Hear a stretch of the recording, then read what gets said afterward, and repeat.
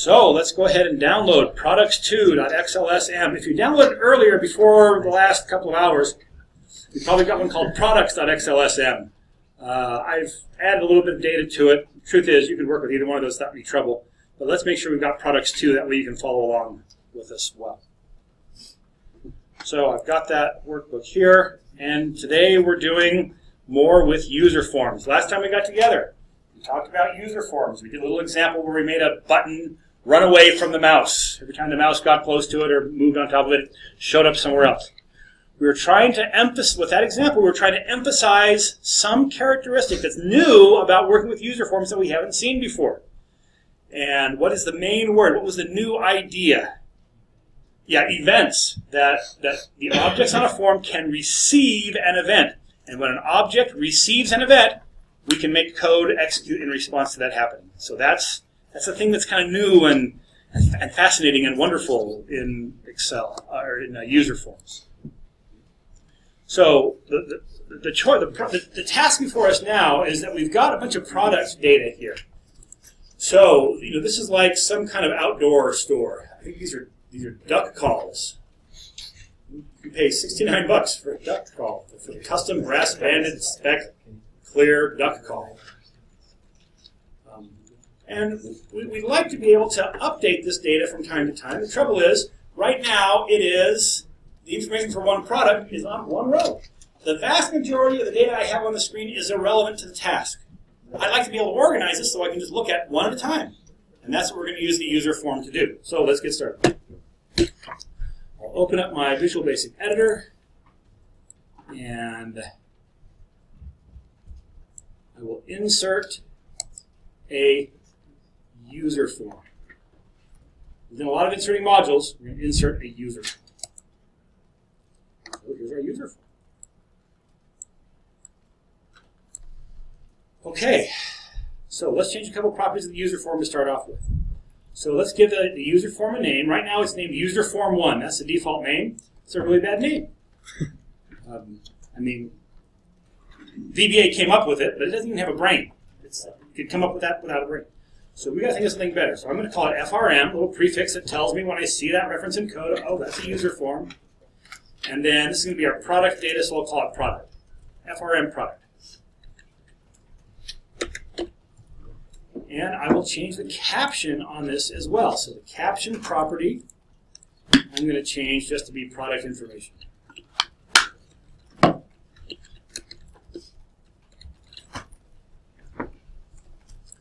Okay, we very quickly saw 3 different kinds of controls. We're going to work with those in the beginning here just to kind of get us going and to get us refreshed. The first one is the label. We use the label control, looks like capital A. We'll click the tool and then click and drag to create the label. We use that label control to put static text. This is text that the user can see, but not modify. If I'm going to refer to this object through code, I'll want to change the name from its default name to one that's a little more tied to its content. And I'm going to refer to this one through code, and so I will change this to be LBL ID. What I'm going to do is I'm going to show the product ID here in this control, in this label. Why do I want the product ID in text that the user can't modify? I'm signaling you don't get to modify the ID. You can change the name, you can change the manufacturer, you can change anything else, the price. But the ID it's going to be fixed here. And so I'm going to make this look a little bit more like it's like a field for holding data, so let's do a couple of things here. I am going to change the border style from none to single, and I will change the back color to a little bit darker gray.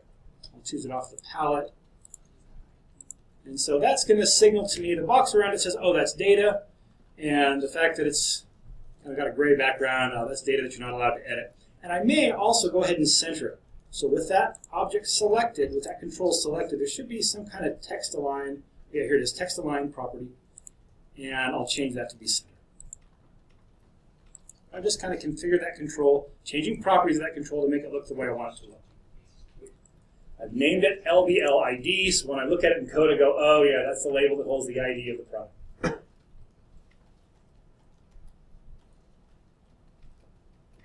Next, I'm going to add on a text box. This will be for the name of the product. Let's put put that right next to it. And given the idea that the user is going to be using this to edit existing data, I don't think I've got to label every one of these fields. I don't have to say ID, here's the ID. Name, here's the name. I think to a certain extent they'll be able to understand the data because of the context that's here. So this is a text box. I'm going to name this one txt name.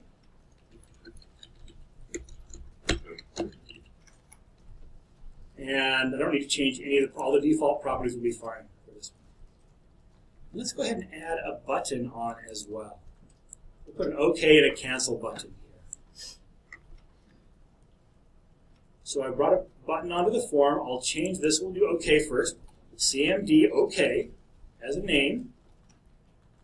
And then the caption will just be OK. Now remember, there's a property I can set that will make it so that when I press Enter, it'll be just like clicking this button. What is that property? Anyone remember? Default. It's a default property. So I'll change that to true. I'm going to want a cancel button as well. So I'll just copy the OK button. That way the cancel button will be the same size. Which button did you use for the OK? Which button did I use? Yeah, the toolbox. Oh, it's called the command button. Yours may look a little different than mine. But if you hover over it says command button, you're in good shape. And what did you change to true? On the button, I changed the default property to true. And remember, default means that if you hit enter anywhere on the form, it'll trigger a click event to happen on this button.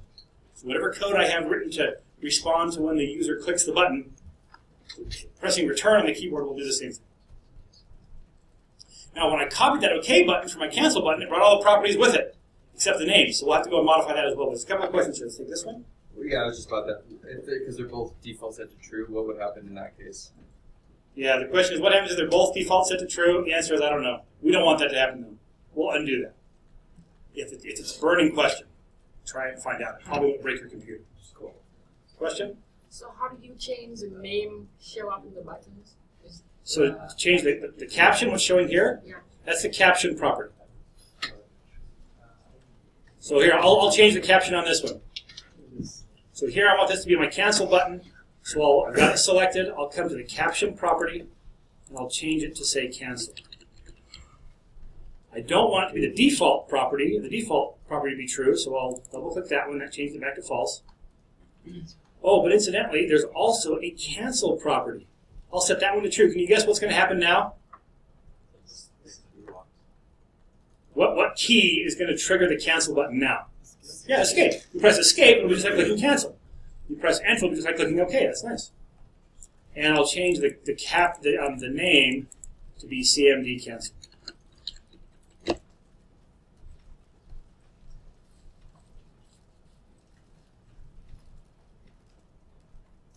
Okay. So far, so good, but still pretty boring. I'm going to go ahead and open up this form. I can play the form just by clicking the little play button here. And I need to be on the form has to be selected. I'll press play. And here's the form. Label, this should be the product ID. This should say a name. We haven't written any code to actually put those values in. More importantly, the OK button and the cancel button don't do anything. Fortunately, they don't move around when you try to get to them. At least they put. You expect the button to do it. All right, so that's our next step. So remember that when anytime that we're going to make code execute on a form, it has to respond to some object receiving some event. Well, I want some code to execute when the form opens. What object and what event? Let's go ahead and see if we can get to the object. I'll close this. I'm going to double-click anywhere on the form itself, not on one of the controls, but on the form itself. That'll take me to the code module that's built into the user form. And it guessed at which one I wanted. It said, oh, you want something on the user form. So when the user form object receives the click event, that's what you want. No, I don't want it when I click the user form. I want it when this user form opens. So I've got the object selected here from my list of objects. Now take a look at the list of events and tell me which one it is. There's no open event. The only O is, there's not even an O. Okay, so I've heard a couple of options. Activate is one possibility, and initialize is the other.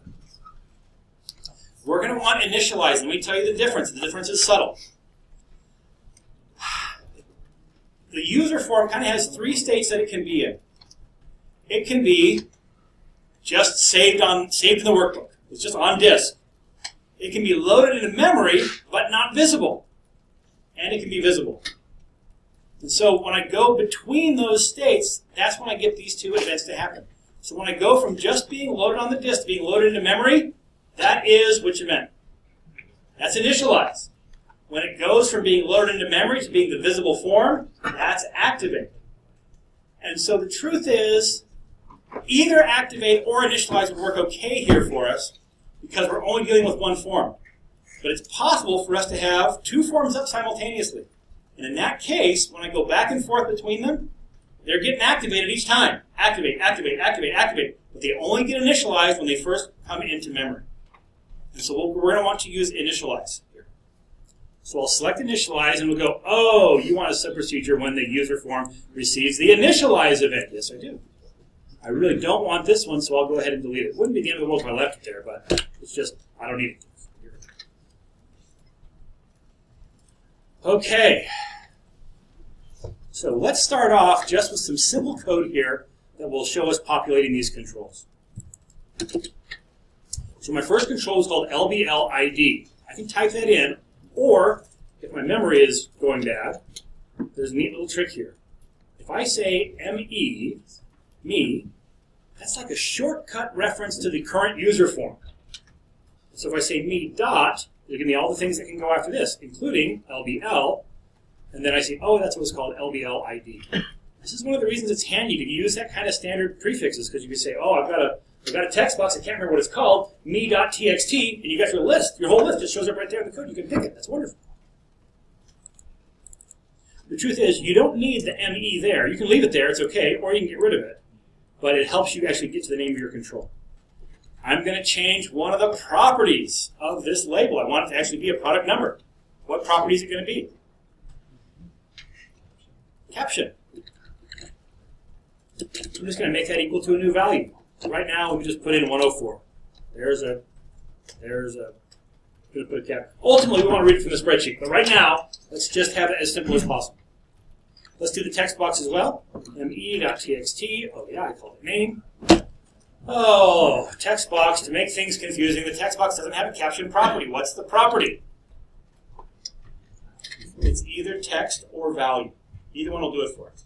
I'm going to use value because we've used value like a lot for returning the value of a cell, so it'll be a little more comfortable to us. So the value of that is going to be custom brass banded spec. What was called? Okay, so now when the user form receives the initialize event, it should change these two properties of these two objects. And because that happens before the form becomes visible, it's right when it's coming into memory. As soon as it's loaded into memory, we run this. And then as soon as it's visible, we run the next stuff. So this will happen before it's visible, which means no matter how closely you watch, no matter if you took a high-speed video of this and tried to see it, watch these values change, you wouldn't see it because it happens before the form becomes visible. So I'll go ahead and run this with play. And that comes up, and those values are already there. Custom brass banded spec. Now, okay, cancel still not working. Let's go ahead and take care of that next. And then we'll get these actually reading the data off of the phone. Questions? So far, so good? Yes? Just a really quick one. My label one is like totally flush with the user form. It doesn't show like a box like yours. Oh, you don't have a border going around it? Yeah. Yeah, I snuck a little property past you when you weren't paying attention. Not that you weren't paying attention, because you were probably typing something else, but I did it kind of quickly. And that is the border style. So I changed the border style, and I changed the background color. Just to make it look a little bit different from the background. Okay, thank you. All right.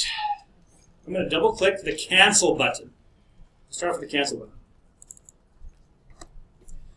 Now in this case, I can just say unload me.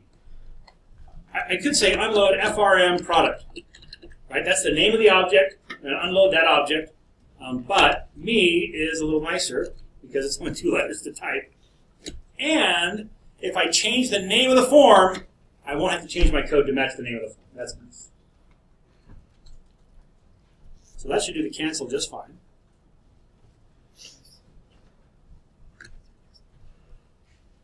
And now let's go to double click the OK button. And we'll want OK to unload as well. But we will also want it to, I'll put a comment here. We're going to come back here. We've got to save some data. Save data. Right now, all OK is good. OK and cancel do the same thing, just close the form. But we'll want, ultimately, we'll want it to save some data. So a little note for this. Question? So with the name of the buttons, is that case sensitive? The question is the name of the button case sensitive? The answer is it's not case sensitive, but watch this. I'll change this to a lowercase n, and as soon as I leave the line, it's going to go, oh yeah, I recognize that. What about the CMD OK and CMD cancel? The same thing happen? Doesn't happen, but it's not case sensitive. And that would still work. Here's proof.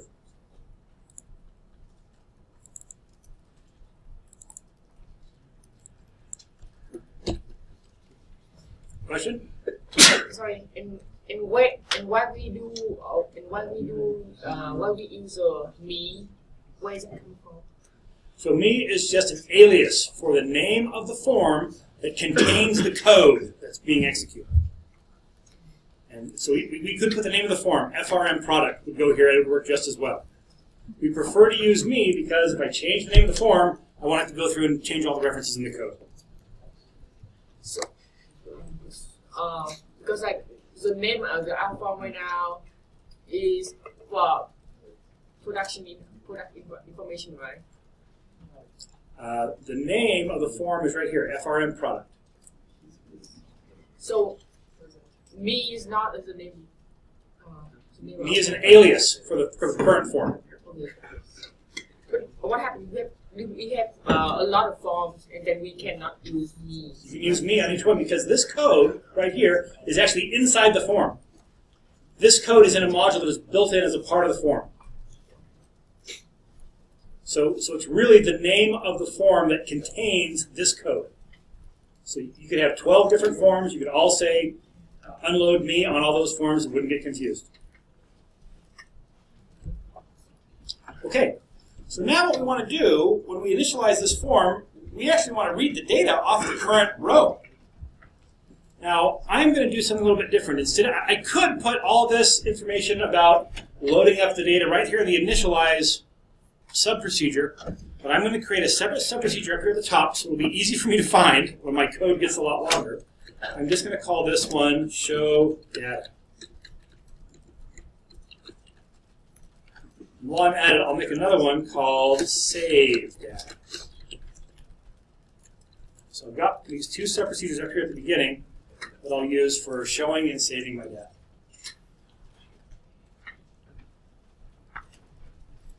And let's do a couple of housekeeping things. We're going to need, we've got 3 worksheets here: products, promos, and departments. Let's go ahead and get references for these kind of built in at the module level. So I'll start here at the very top. I will dim prod as a worksheet. I'm going to dim promo as a worksheet. And I will dim department, DPT, as a worksheet.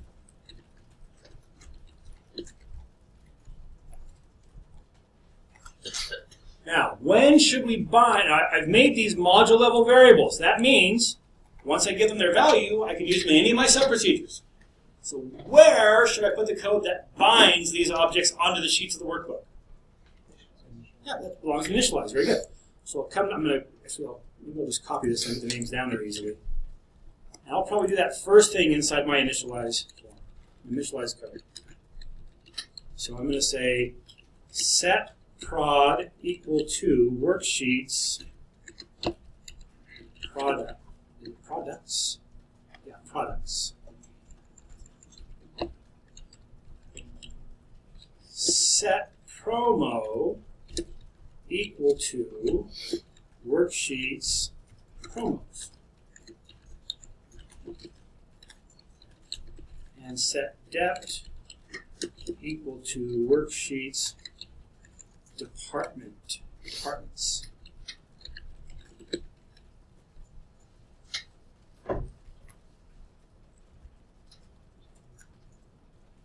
Okay. So now I would like to also, so I'm going to need to know which row I'm editing. Whatever row I use to edit, I'm going to need to use that same row for saving. And so let's do that with a module level variable as well. So let me dim row num as a long integer. And then let's initialize that down in my initialize subprocedure as well. Row num equals what? What should we make the row num equal? Yeah, the row of the active cell. So let's say active cell.row. Let's do one more thing while we're here. This code is kind of depending on the product sheet being the active sheet. So let's say prod.activate. So remember, we've created that module level variable called prod. Here we bind that onto our worksheet called products. Activate that worksheet. We'll read the row number. Now I think we're ready to call show data. So we've got things initialized. We've bound onto our worksheets. We've activated the right sheet. We've read the active cell. Now let's go ahead and show that.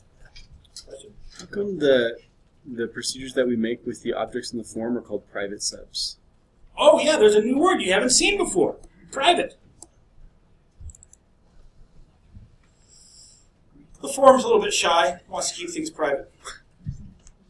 All the procedures we've made so far have been public sub-procedures. If you don't say private or public in front of it, it's public. If you put private in front of it, it means it cannot be called from outside of this sub-procedure. I'm sorry, it cannot be called from outside of this module. So these are all just localized to the form. It would be possible for me to say, I've got some form up, and now I want to refer to one of the procedures inside that form. I could say form product dot, and then call that procedure from inside the form. That would have to be a public subprocedure. But let's not worry too much about that. It just means these are only can be called from inside this module.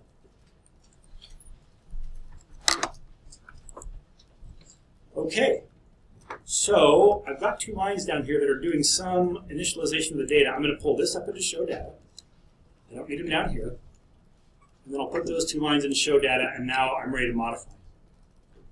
So remember, I have set the row num down in initialize, so I'm ready to use that to say, all right, let's look at my prod worksheet. Cells, row num, column number 1. That's where my product ID is, and I want the value of that cell. I'm going to put that into the caption of that label that holds the label ID, the product ID. Something very similar for my product name. I'll be reading that off of row number 5. F. The name is in column F. So we could put a 6, or we could put an F. The cells method takes a string there if you want. Okay, so this now should, let's just walk through it really quick. We bind onto all the sheets for convenience. We activate the product sheet. And now we set the row number equal to whatever row is active. We show the data. That should use that row number to figure out which row to read the data from and to put it onto the form. So now, depending on which row we have active, different data will show. That's what we're after. So let's do one more thing here that will make it possible for us to kind of show this form by a hotkey. There's no way to tie a hotkey onto a user form. But we can tie a hotkey onto a regular macro, a sub-procedure. And we can make a sub-procedure open the user form. So let's do that. Let's insert a module, regular old module. And we'll create a sub-procedure here called show form. And we're just going to say FRM product dot show. And we can bind a hotkey onto show form. So that'll be nice. While we're playing with this and trying to get a feeling for how it works, we can be on the worksheet, press our hotkey. I'll probably do Control-Shift-E for edit. And we can just kind of pop it up and close it. So let's go ahead and attach a hotkey onto our show form sub-procedure. To do that, I'll come to my Developer tab, get my list of macros. There's show form. I'll choose Options and put a capital E in there, and that will be the shortcut that now launches that procedure, which will in turn open the form. So now I'm here on row 5 where the product number is 206, and the name is the cut down mallard. Press Control-Shift-E, 206, and the cut down mallard. Come down to the coyote howler, product number 3, Control-Shift-E, and I get that information shown. Okay, what code do you want to see? Use the user form code or the module? I'm going to move my OK and cancel button below my initialize, just so I can show a little more. I can show a little more of the relevant code together. So now I've got most of our code that we've written shown. Question? Could you show us the FRM product, the show form one? Yeah, show form is in module 1, and it is just FRM product.show. We're calling the show method of the product form, and that's what shows it. So FRM product is the name of the form? Is the name of the form. Yeah, we can't say me out here because this code is in a general module. It's not inside the form. Okay. If I said me out here, it would be going, what the heck are you talking about? It doesn't mean anything. But inside this module, it goes, oh, I'm a module built into a form. Me is the form that contains it. Okay. This next part, I don't want you to do with me. I just want you to watch how this behaves. I'm going to come back to my general module, and after the form.show, I'm going to put a message box. It just shows the current time. So now I'll come here, Control-Shift-E. It's brought up my user form. Where's the message box? And the answer is it hasn't executed that line yet. When we say show the user form, it says great. User form goes up. All the other code stops right here until the user form gets closed. And so as soon as I close this user form, that message box will pop up. Because this line is now it's itching to move on, but it can't because the user form is still open. So I'll pull this way down here, and you'll see as soon as I close this, that message box comes up, gets to the next line, and it's able to execute. So that's an important thing to realize is that when I show the form, it halts the code until the form is dismissed. Question? Unload is the way to close the form, right? There's actually 2 ways to close the form. I can say form.hide, and that leaves it all in memory. The next time I show it, it comes back just the way it was before. If I say unload me, it dumps it all the way out of memory. The next time it gets shown, it has to go through the initialize process, and it comes back to square one. In this case, because we are saying when we show the form, we want it to go through the process of reading the data from the current line again, that's why we're unloading it all the way down, so that it goes through the initialization process and picks up the data from the new row instead of maintaining the data that it had when it was last visible. So there's a couple ways to do it. Unload is the one we want. Okay, I got a problem. I'll say the problem and I'll take your question. Look what happens if I'm on row 1 and I press Control-Shift-E. It brings up the header here as if I'm ready to edit it. Similar problem if I'm low all the way at the end, I'm past the data, Control-Shift-E to open the form, it comes up blank. We need to be able to make it so it doesn't do that. Okay, there's a question. I was going to say, for the cancel button, could you just put like an end between the step? Oh, so yeah, could you just come here and put end instead of unload me? Could you just say end? Is that like bad practice? Well, it depends on what you're trying to do. End is a really harsh thing. End says, I don't care whatever else code is running, stop VBA altogether. It's done. Most often you're saying, I've got something going along, the user form comes up, user does something, user form closes, I got more code going on. So if you put end here, the other code that happens after the user form doesn't happen. Now, for any assignment you do in this class, don't ever use the statement end. Why? The grader is written in VBA. You say end, it kills the grader too. That's power there. Terminate the grader. Oh yeah, you don't like my score? I don't like you. End. So yeah, feel free to use it. It just won't grade, never get a score. Okay. So we got a problem down here. So in initialize here, we're just assuming that if we read that active cell that we're going to be okay. So let's go ahead and read it, and then let's do a couple of tests on it. Let's say if row num equals 1, that's a problem. What's the problem? What should we? The problem is it's on the header line. We don't even want to show the data. What should we do?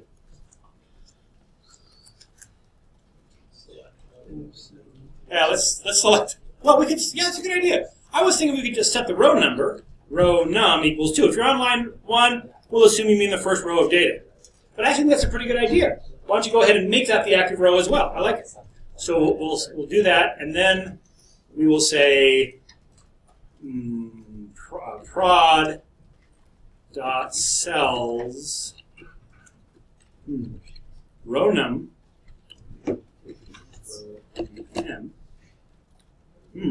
which column should we activate?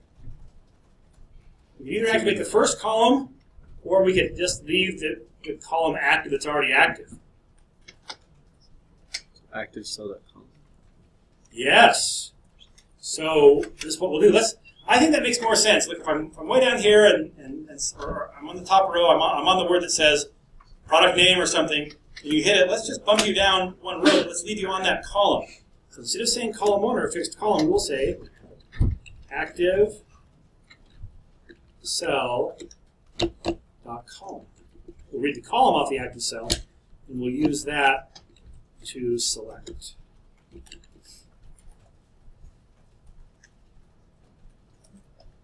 That handles the problem at the top. How do we handle the problem at the bottom?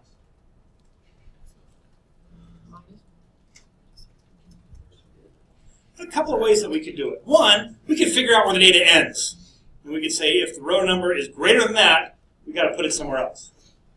Or, since this is the product number that we have here, none of these are going to be blank. We can just ask if whatever we have in column 1 is blank, then we'll know that's a problem too. So let's do that. So let's just come here and say else if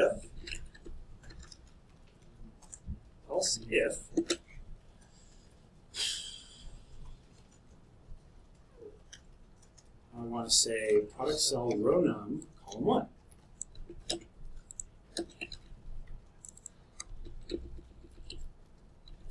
Equal to a 0x string, then we got a problem.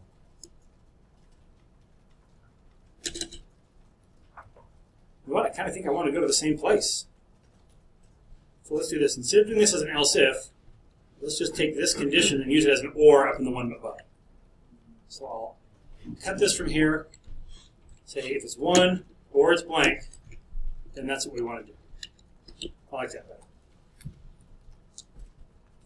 If one row number blank, or if there's no product number, put us to row 2, select that, and then show it.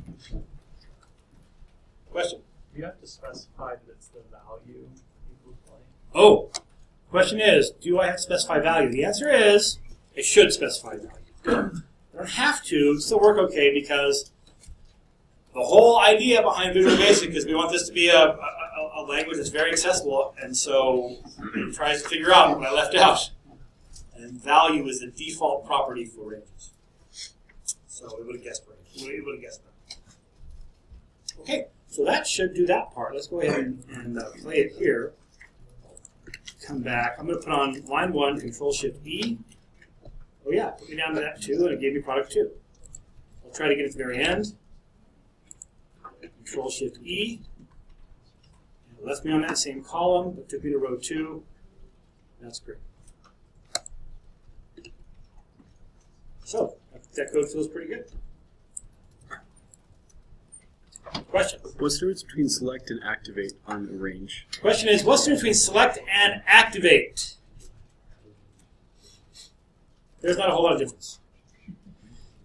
The only difference that I know of is that you can select a multi-cell range, but you can only activate a single cell. I wouldn't be surprised if you tried to activate a multi-cell range, it would just select it anyway. I don't know any of the difference. Rows 1 dot select. That should be okay. So select the whole row. What happens if I activate? Yeah, still just still selects it, but it only really activates one of them. So at this point, with that whole thing selected, I could activate C2, and the rest of it will stay selected. I could say range V1 select. Okay, so look at this. Right now, A1 is the active cell, but the whole row is selected. I'm going to select a different cell. Oh, it unselected the row. Never mind. Pay no attention to the man behind the curtain. These seem like almost like synonyms. Question? When I run my sub show form, it says that the subscript is out of range. Is there anything that would cause that? When you say sub show form, In the sorry. module. In the model, yeah. Oh, okay. So yeah, first question. So the question is, I'm down here in the module, and when I run this, it says something out of range. Yeah. Subscript out of range. My guess is what's happening is it's trying to run this, and so it's trying to show the form, and it's getting me here to be initialized, and it's going, there's something I can't do here. So try this. Come to where you have your user form active, and hit play and see if you get the same error. Do you get the same error? Where you press down, that's right. So the green button Oh, up here at okay. the top. Yes. Same error. So that means you've got something happening in the initializer. My guess is you don't have the right name of the worksheet. Okay. Check to make sure those worksheets have the same names that are on the tabs in the work. They all end in S.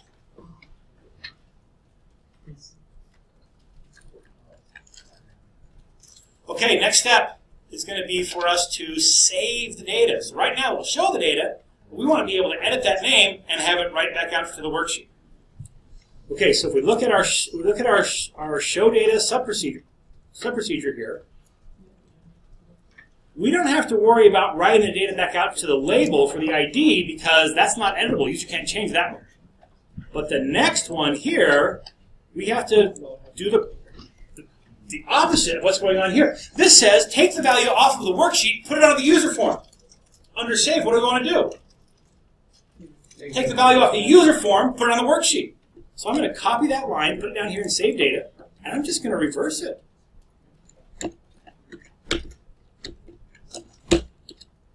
I just flip that around the equal sign, and that's it. It's ready to save. Huh, remarkable. So here I am looking at the custom brass banded spec. And let's rename it. Control-Shift-E. I'll change it to custom. Oh, we haven't done anything to call save data yet. We got to call save data from the OK button. Let me go do that. Okay, so now where it says save data, I just actually want to have a call to save data. Now I'm going to change the custom brass banded spec to the custom bronze banded spec. You know the difference between brass and bronze, by the way? Brass element that goes into bronze. No, they are both copper and tin alloys, and they're actually not specific. They're both two names for the same thing. But this is now the bronze banded spec. But But there is a duct called the bronze banded speck. I would expect it to be different than the brass banded speck, even though the metals are the same. The ducts aren't.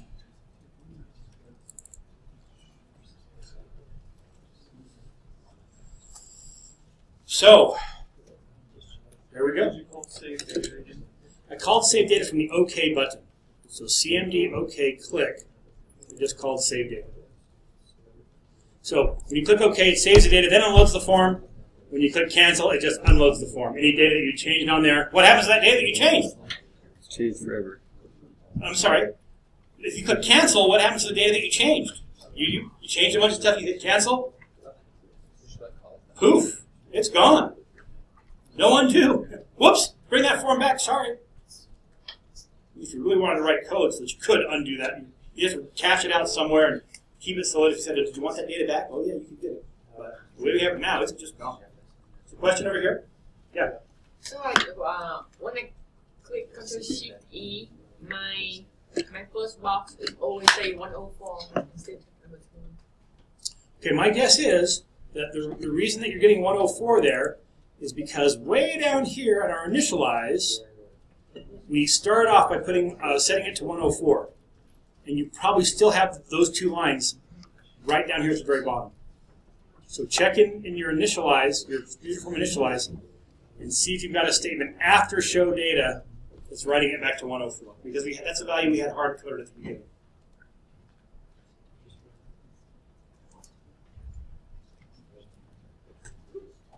Question? So, with the save data, whatever you write in the text box should change. It should change the value in the cell when you click OK, correct? That's exactly what should happen. The question was, so with the way it's configured now, if I change something in the text box, Control Shift E, if I change this back to brass, then we should see it change to brass banded spec here. Click OK, and we see that it changes. So if that's not happening for you, we're missing something. I had saved data after I'm Oh, that would be a problem, yeah. So if you have unload me and then save data, what happens? If I said unload me and then save data, we never get to the save data because unload me drops the whole form out of memory. And that next statement just never happens. Okay. We got some more complex things to do. Can you really quick go back to your save data stuff? Here it is. That was really quick. Do you want it a little bit longer? Yeah.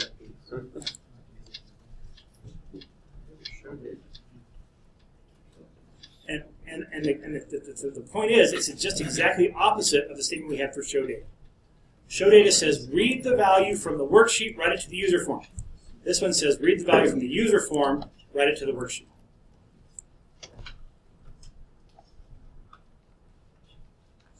Okay, next thing I want to do is, let's come to the departments. I really should have named this something different because we're going to have more than just departments here, but right now I just had a list of departments. If we look at our products, here under department, there's only 4 choices. I don't have to type that in. In fact, you don't want me you want me typing in as little as possible. And so we're going to make another way to choose for this. What we're going to do is we're going to say we want the user just to pick from a set of options. And so on the user form, we're going to put a different control. The control that I'm going to put here now is going to be, we'll do a couple of different kinds. The first one will be a frame. Frame looks like a little box with XY or XYZ written at the top. I'm going to choose the frame, and then I'll click and drag to draw that frame in here.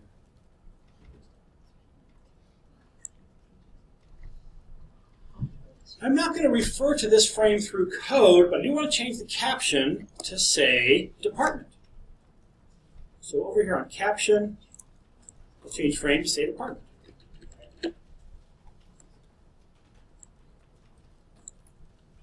What happens if your toolbox doesn't show up? If your toolbox doesn't show up, press the communist button.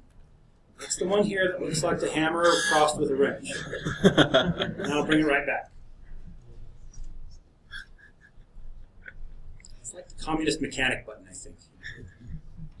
We're not harvesting wheat, we're fixing cars. Okay. So now, the next thing we're going to do is something that you're familiar with. You use these all the time. They're option buttons, right? It's a set of little round buttons. You click one, and the other one that used to be selected gets unselected. So they're mutually exclusive options. That's this one that kind of looks like a bullseye.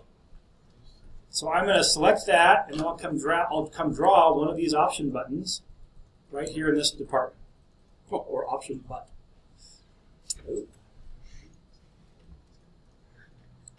This one I am going to refer to through code, and so I will change the name. This is going to be now an option for OPT for each one of my departments. Well, my first department is called apparel. So I'll call this OPT apparel, and I will change the caption to be apparel.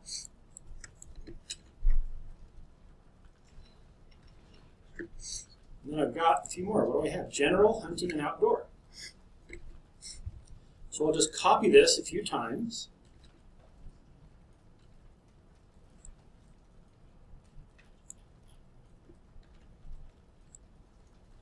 And I'll configure them the same. Oops.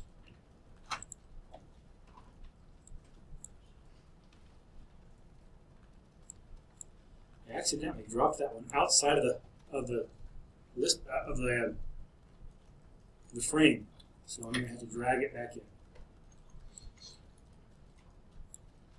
What the frame does is it binds this set of option buttons into a group.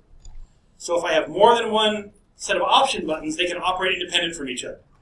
If I don't put them into a frame, then on the whole form, I can only have one option button selected. So if I have more than one set of choices to work from, I can't do it. They've got to be inside of a frame. So I'll go ahead and configure these. So I have OPT apparel. This one I'll change into OPT hunting.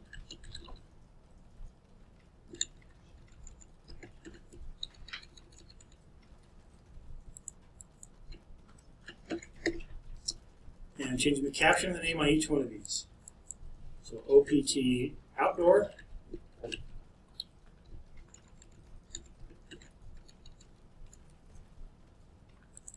outdoor. And then OPT general.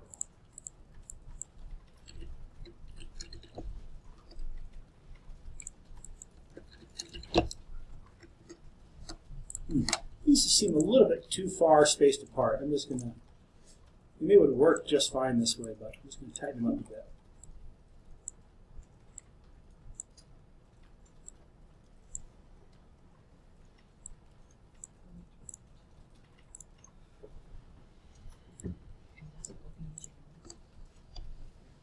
Whew.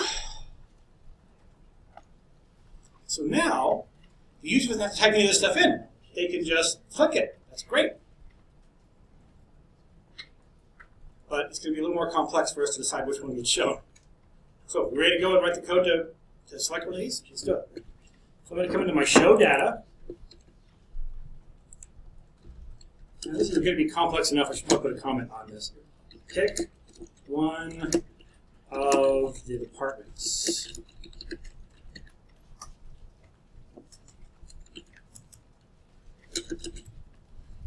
All right, so in this case, I'm going to use a select statement. Select case, and I'm looking at what is in, here's the department. The department is in column C, or column number 3. So I'm doing a select case, and I'm looking at what is in that particular cell. So does it say hunting here? Does it say apparel? Does it say general?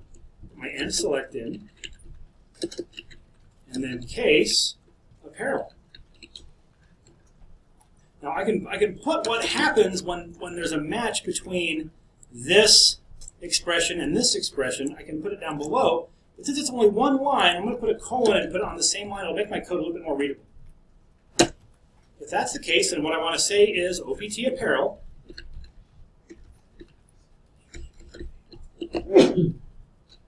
And I want it, the way that I say that it's checked is by setting its value equal to true.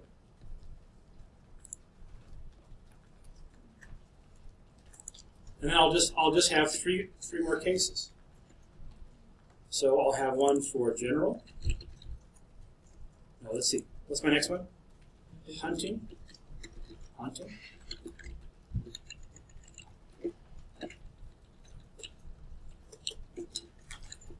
Outdoor.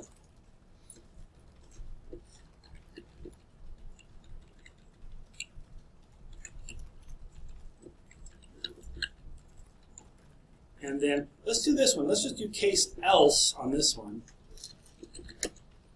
And we'll set that one to general. We'll set general to true. So if it says apparel, we'll make it apparel. If it says hunting, it'll say hunting. If it says outdoor, it'll be outdoor. If it's anything else, it's general.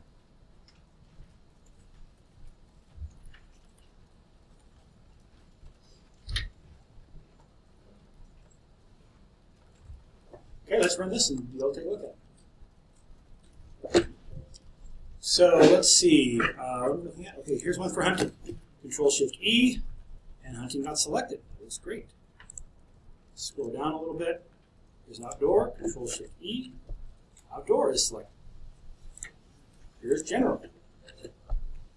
Beautiful. Now, of course, if we change it and say OK, it's not changing it because we have to do the right. So let's go ahead and write the code that changed it on the way out now as well. Okay, so save data. In fact, save data is going to be, again, it's kind of like the opposite of this, although it's not quite as simple. So I'm going to copy this block and put it down in save data. I'll change the note here to say save the department. Now, the case statement, you're used to having a variable expression here and then choosing from among constant expressions down here. But it doesn't have to be that way. I can put a constant expression here and have my variable expressions down here, which is what I'm going to do here for simplicity. So I want to find out the first match between all those option buttons and the value true. So I'm going to say, all right, I'm looking for a match between true and OPT apparel's value. So if true equals the value of OPT apparel, I want to do something. What do I want to do? I want to say the third column on my current row, his value is equal to what? Apparel.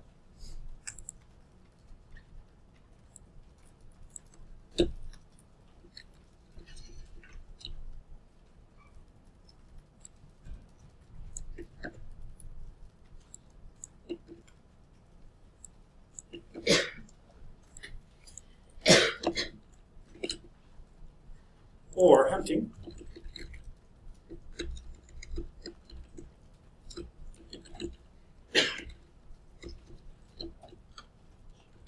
Or outdoor. Or general. So this really isn't that odd, because what the select case statement does is it says we're looking for equality between whatever expression we have here and whichever expression we find equality first down here. So if we find equality between true and option apparel's value, if that's not a match, we look at the next one. Is this one true? If that's not a match, is this one true? And then we write out the value. So now you should be able to change the departments through your code. Question? When you have two colons after case and else, is that, yeah. Yeah, there's not enough. I should put a few more in there. All the colon says is I got more than one statement on a line. Truth is, I don't know if it would let me do it. No statements between them. Let's find out. Yeah, that's just fine. Let's change this one to apparel. We'll say OK. Yeah, that changed to apparel. So, right, that's just saying I got another statement right here on the same line. That statement doesn't have very much in it.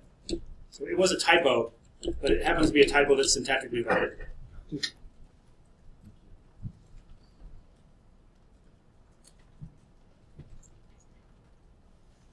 Question? Could you explain again the use of the colon in the case statements? Yeah, so the question is, what's going on here with the colon? And the answer is that the assumption in VBA is you have one statement per line. If you want to put two statements on a line, you can separate them with a colon. And so all we're saying here is we are saying, normally the statement would end here. But I want to put something else here. And you can see this now is more readable because instead of having the apparel overlapping, or the case overlapping with what happens when the case happens, because there's only one line here, I now kind of get this to line up. These line up and they equal this. And it's quite a bit more readable. I see. Is that pretty much the opposite of like the underscore? It's the opposite of underscore. Yeah, underscore says, I got one line, I want to break it onto, I got one statement, I want to break it onto multiple lines. Underscore does that. Colon says, I got multiple statements, I want to put on one line.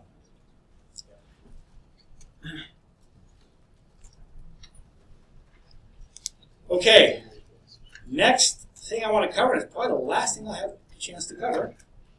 We'll see how fast it goes. There's only two more things I want to do today, but let's see if we can. Let's see. Here we go. All right. So in this case, so realize that using option buttons has some pretty severe limitations. Look, first limitation is I got to have each option visible on the screen. So I don't want a whole lot of choices here.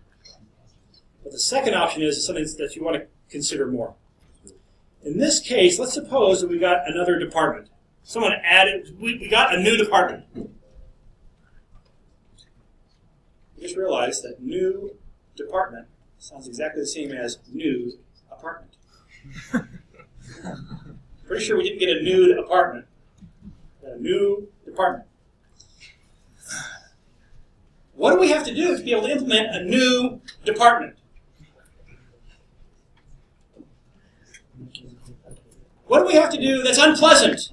If all of a sudden the general manager comes in and says, great news, we've got a new department, it's called software. We're now selling software for whatever.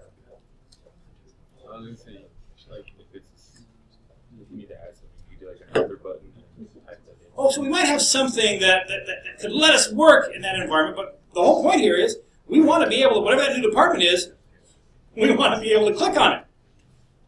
And so the part that's distasteful here is that we get some little business rule that changes. We've got to change the code. We've got to come in here and we've got to design the form and make their stuff. I've got to resize everything. And so it'd be much better if there's a way to say, listen, I've got an arbitrary list. Someone adds a new item to the list, no problem. It just pops in automatically. And so option buttons you want to use for things that you say, you know what, we're never going to get a new choice here. Because your choices might be yes, no, maybe. Those are your three choices, and you know what? We're not going to give you the choice. It's yes, no, maybe. That's all there ever is. That would be a good thing for option button. This one, I'm a little hesitant to use it here, but we had to have something for the example, so we have the example. But let's imagine our next one, which is going to be our manufacturer. So we're going to want to choose manufacturer off of the list as well. We're going to add manufacturers all the time. We got a new product, we got a new manufacturer. We don't want to have to come and change the form. So we'll use a different kind of control. For that one, we're going to use a combo box. That's this one right here. It's a drop-down list box. So I'll choose combo box, and I'll draw it in here. We could put a label above this that says manufacturer or something, but I'm going to leave it just as a combo box for time's sake. Let's go ahead and name this CBO MFR. I spell out manufacturer, but I have a really hard time typing that many characters and getting them right. Okay, so let's actually get our set of manufacturers. They're not already ready for us, so let's come to products. Let's copy manufacturer column, a column D here. I'm going to copy that, and let's come to our departments, and I'm going to put it in column E. I'll just paste. Trouble is, I've got one manufacturer for every product here, and what I want is the unique set of manufacturers. What am I going to do? Yeah, let's just remove duplicates. So go to the Data tab with that whole column selected and choose Remove Duplicates. Yes, my data has a header. I'll say OK. Got rid of 723 duplicates. That's great. I probably also want it sorted, so let me just go ahead and sort alphabetically.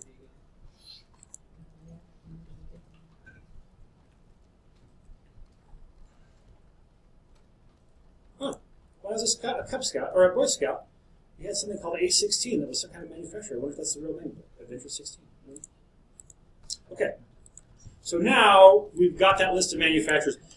So what we're going to do is we want to read this in such a way that if somebody adds a new manufacturer onto this list, whether it's in the middle or at the end, the next time we open that form, we want to pick that manufacturer up and just have it come in, no modification of the form necessary.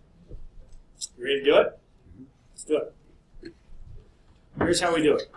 Well, first of all, we have to put that, regardless of whichever one is selected, we got to fill the list into the combo box. So let's do that again in our show data. So I'm going to double-click my form, come find my show data. I'll have another block here. List the manufacturers.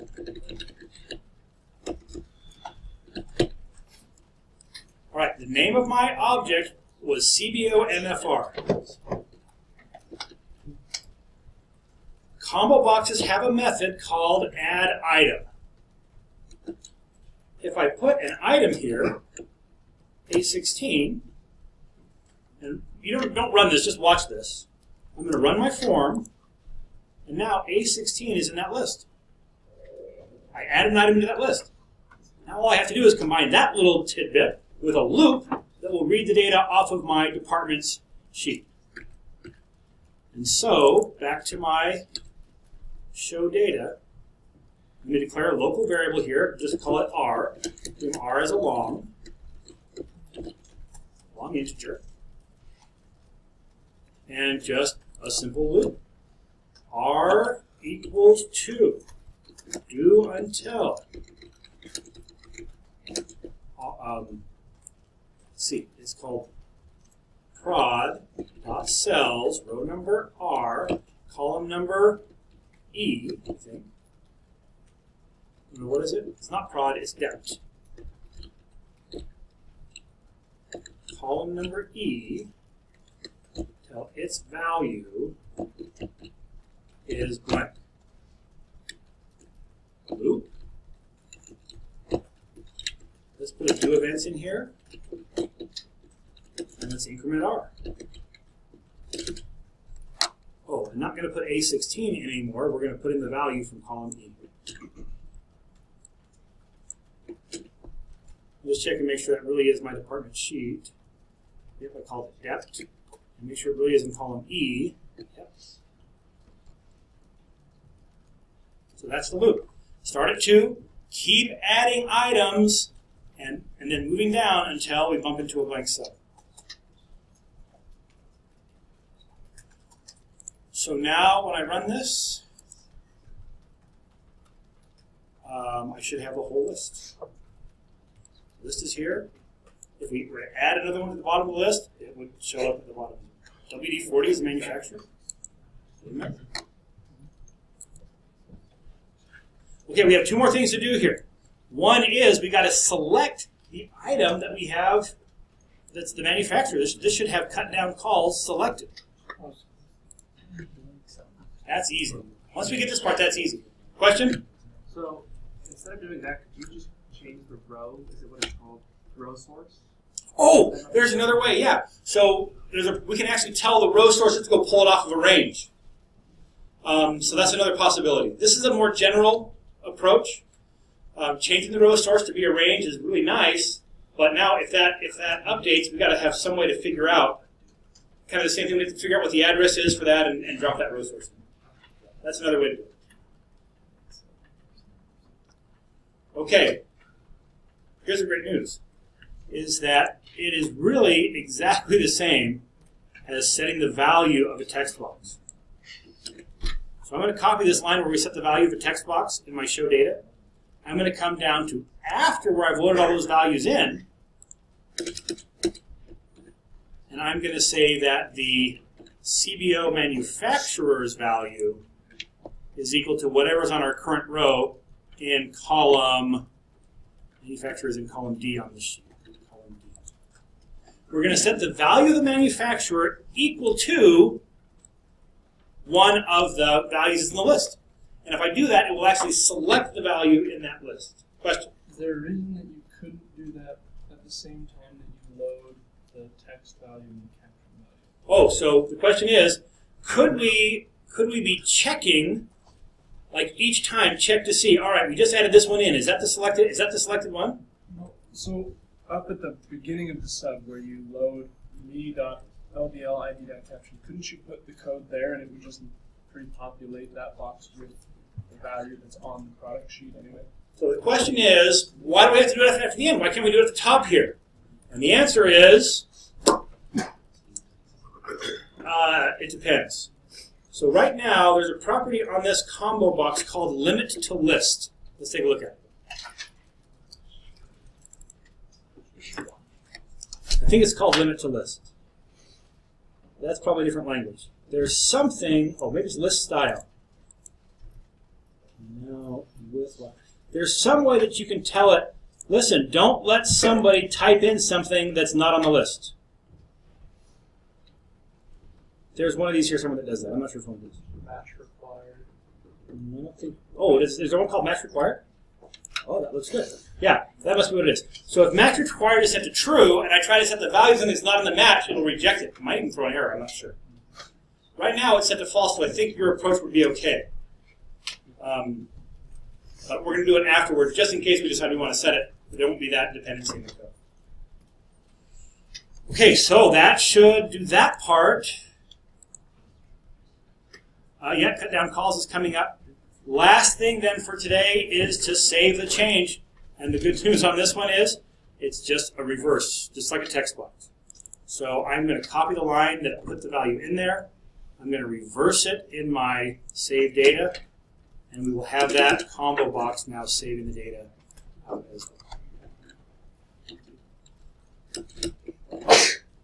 So now if I make a change to the data, let's change cut down calls to WD-40. I want to buy a duck call made by WD-40. It'll sound like a spray can, kind of, but there's the manufacturer. Now WD-40. And so there was our very last change we made for today.